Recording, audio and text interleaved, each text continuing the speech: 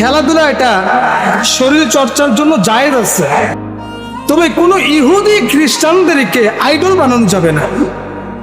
আমাদের আইডলকে বিশ্বনবী জনাবে মুহাম্মদ সাল্লাল্লাহু আলাইহি ওয়াসাল্লাম, তিনি আমাদের আইডল। আমাদের আইডল কখনো মেসি নেইমার হতে পারে না, ঠিক কিনা? গত বিশ্বকাপে আমরা দেখছি অনেক মুসলমানের বাচ্চা আর্জেন্টিনা ব্রাজিল হারার কারণে আত্মহত্যাও করছে। অনেক মুসলমানের বাচ্চা একটা জার্সি আর্জেন্টিনা ব্রাজিলের জার্সি না কিনে দেওয়ার কারণে মা বাবাকে নিজের হাতে হত্যা করছে। আমরা এরকম দৃশ্য দেখছি, ঠিক কিনা? অথচ আমি আপনি দাবি করি মুসলমান, আমার আপনার বাপটা মুসলমান, কিন্তু আমার চলাফেরা ইহুদি খ্রিস্টানদের সাথে হয়ে গেছে।